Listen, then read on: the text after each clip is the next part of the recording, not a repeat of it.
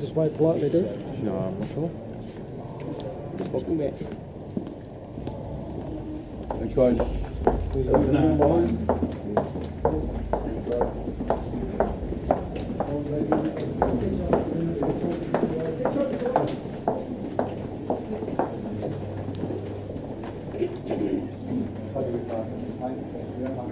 Yeah, that's good. Right.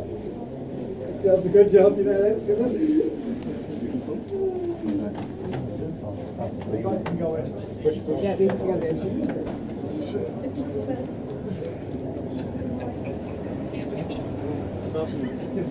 can really go into the top and have these things. Oh, no. You didn't bring it up. Should we sit back? Let's do that for someone. There is. Swear to God. No. I was holding one, and George and someone else was holding one right next to me. Exactly the same. You're cool. Two lines.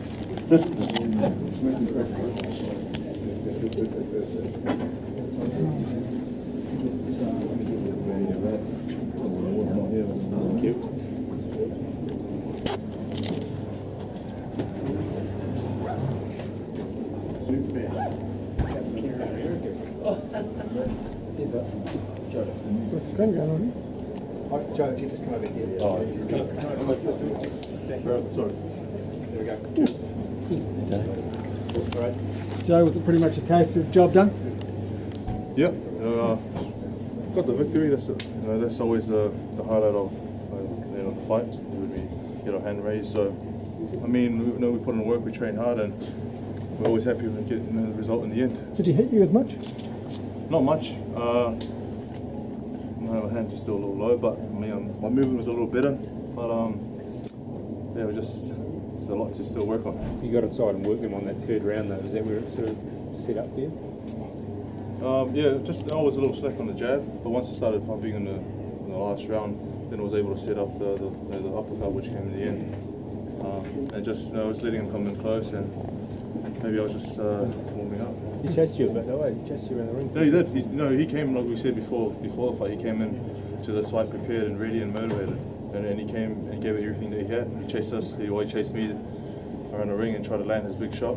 So, I mean, he gave it his best shot. Were you worried at all at any point?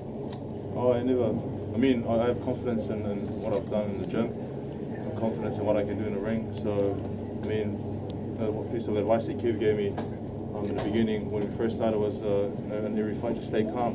Stay calm under pressure. And when you stay calm, the shots will come and they'll connect.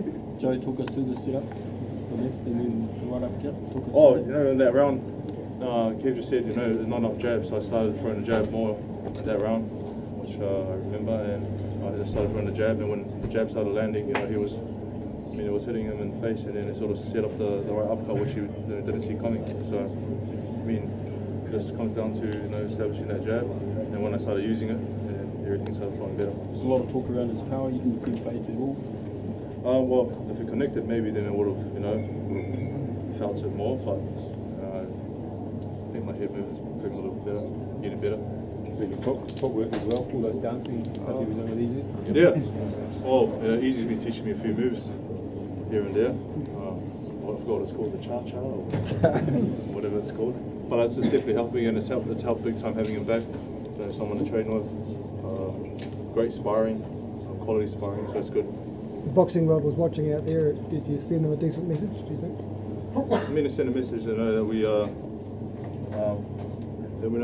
keep improving and getting better, and we just we're keeping busy, and we love to keep busy. Joe, what did you learn from this fight? I learned that there's still a lot to work on. Still a lot to work on, but we got the result, and I'm happy.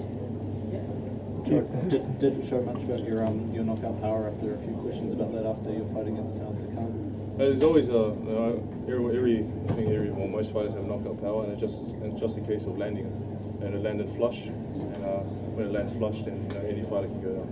What do you think of the crowd out here? Could you hear them chanting for you? Great crowd, probably the best crowd we've had. Christchurch came out and supported us tonight, and we're definitely it was amazing. It was an amazing crowd, and what can I say? We always get great support here. Would you like to come back again? I'd love to, but it's up to our team. Kev, can we get your views on Joe's performance tonight? I thought it was a good show. I expected Solomon to put pressure on us like that. He obviously got himself in really good shape. When we saw him on the scales yesterday, he was 5 kilograms lighter than his last fight. So obviously he put the work in. He knew he couldn't dance away and try and outpoint Joe and match Joe skill-wise. He had to push the fight to him. And look, to his credit, he took a lot of punishment. We had to break him down and beat him down, and that's what Joe did. The only thing I would have liked to see Joe go to the body in the first 2 rounds. It wasn't until the 3rd round that he really started to cut him up with body shots, and I think as soon as that happened, it changed the whole tempo of the fight. You were pretty animated there at a time. Is that just the way that you roll all the time? Oh, it's just, I've got a little bit of that in me. I just save it for special occasions. 20 odd years we've been waiting for a fight like this in Christchurch, so does it kind of feel... Oh, it's great. Look, it was absolutely fabulous. I think the whole night was a pretty good night, and I spent most of my night in here, but it looked like what we saw on TV that the crowd had a pretty good time, and I think the whole week that we've spent here in Christchurch has been very successful. There's an announcement coming up soon. You hinted at in the ring. Is that? Well, I did hint at that, and I also the man that will answer that question is Mr. Lonergan. Ah, there he is. Yeah, no, Kevin was right. We've Just got a little tease. Announcement to make on Tuesday, so we'll get you all around there, and we'll just go from there as to where we're fighting, who we're fighting, and what we're doing next. Is it exciting? I think it is. This whole trip's been exciting. We've got a young Kiwi. He's going to the heavyweight title of the world probably, 15, 16, 20 years after we last did it with David Tour. We've got the trainer that took David there. It's about as exciting as life gets. When David Higgins and myself started on this journey, of putting a company together called Duco, all of a sudden we're starting to have some, the success we envisioned. We've got the 9s happening next year in February. We've got the 10s. Obviously, David's been talking about that in the media in Brisbane. And in that same month, we'll probably be fighting for the heavyweight championship of the world with the first fighter that we've signed, which is Joseph Parker. I think that's pretty damn exciting. Joe, if you had to rate yourself tonight, what were you out of 10?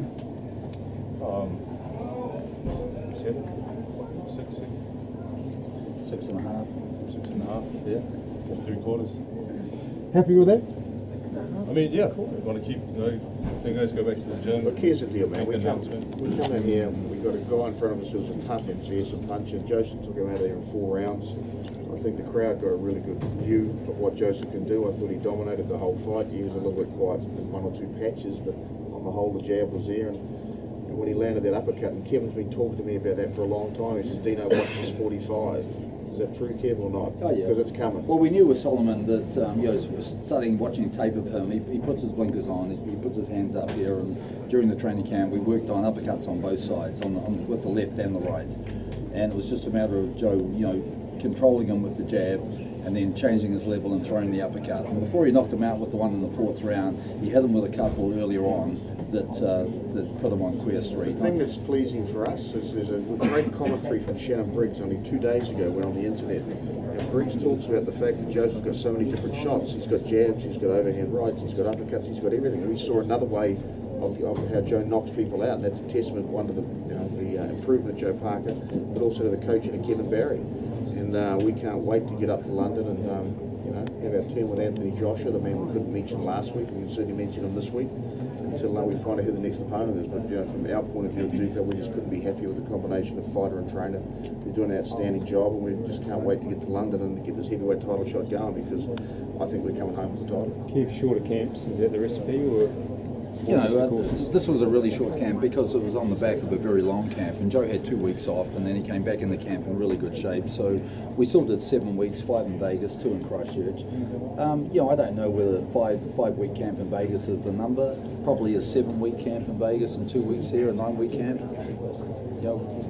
It's like we're changing things up all the time, and this particular camp, because he was in good shape, it was easy for us to just taper him off and peak for tonight. Joe, you didn't want to talk about Anthony Joshua in the lead up to this. Do you want to say No one can anything? say his name. Anthony Joshua. Voldemort's back. No, we got a good announcement on Tuesday, and then I think we just, if all goes well, that fight's still in the back of our heads. We just have to, So does the name Anthony Joshua go back in the vault as of Tuesday? Yeah, Tuesday we announce a new opponent, and it's going back in the vault. I think. Well, that's the coach.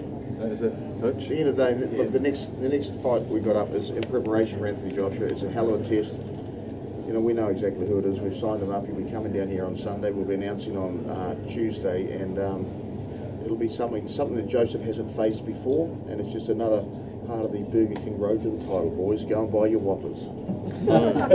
Double cheeseburger. There you go. Do you rank in top 5 or top 10? Look, he's a substantial unit. It's fair to say, and it's, like I said, it's something we haven't faced before, and it's getting in preparation for Anthony Joshua. That's all there is, and there ain't no more. Dan, I know you won't be surprised by the Christchurch crowd, but just given how much support you do get in the regions, is it sort of almost like massive for Duco to keep coming back to them? Oh, we made a decision probably a year and a half ago, 2 years ago. We wanted to get out in the regions. We didn't see Joseph Parker as an Auckland fighter. We saw him as a New Zealand fighter. And the best way is to get him around. We started out with Hamilton, and then Palmerston North, and then Invercargill, now Christchurch. I definitely see us continuing around the country until we go to the world title shot. At some stage in the near future we'll be in America, I would have thought, and England. So, it's an exciting future, and it's just a lot of fun at the moment getting Joseph out and Kevin out. Probably one of the most touching things you've seen is that little video we did, 2 or 3 minutes before Joseph came out, where we're in Kevin's hometown. He's been waiting 20 years for this to happen, and it was pretty special to be able to do it. It was just fantastic that Christchurch came out and really supported them. Wanganui or something like that? Who knows? What's the time frame for the fight here? We'll probably be fighting early October, I would have thought. So, like Joseph, one of the things that we realised, I think, after the long Tackham camp, is that shorter camps, more fights. Joseph thrives on the activity. He loves to fight. He loves to get paid. So we like to keep paying him. Keith, can you just have word on Izu, his fight tonight? I thought it was very clinical. His jab looked tremendous. He controlled the distance really, really well. Completely outclassed his opponent. The guy was very awkward and dirty. But, Izu did a tremendous job, broke him down, and you sort of just destroyed him at the end. Izu's a class act, and he's a fighter he's been out of the ring for 8 months. He's getting better every time he enters the ring, and now it's time for our team to start having a real go with Izu and fight ranked fighters, and we need to move him into the top 10 in the world. Does Duco need to open an office in Poland? We're working on it. I've had about 5 meetings with Polsat. You would have noticed Izu spoke in Polish, and he also talked about Polsat. I've had, like I said, 5 trips to Poland and to Warsaw and discussing with them. We're inching closer and closer to a long-term deal with them. It just takes time. Izu performed in their version of Dance with the Stars only 3-4 months ago. He's stunning. And he's now becoming very much a household name, and I thought that fight tonight, he was just awesome. It was the best we've seen Izu fight against an opponent who actually had a crack. So Kev's right, we're going to start moving Izu up. We just need to secure a TV deal in Poland. He'll be fighting on Polsat's biggest fight night, which is November 5 later this year, and we'll probably have a fight in the middle of that. So Izu's on his way. I think probably maybe half a dozen fights to be in the same position as Joseph Parker. Bowen Morgan. Or sooner. Bowen Morgan, you had a deal for him, but obviously that wasn't the best night for him. Hey, it was a great fight. Bowen Morgan really came to fight, and that fight, could have gone either way. So, but I thought it was a great fight night, full stop. All the undercards went really well, and it was an entertaining night. We're pleased we could do it here in Christchurch. You happy with streaming and whatnot at this stage? You don't know? We've got things in place. We're very happy with the strategies that we've got in place, and I think we've had a pretty good night. We weren't happy last time. You have ups and downs. Man, nice. Too easy. Cheers.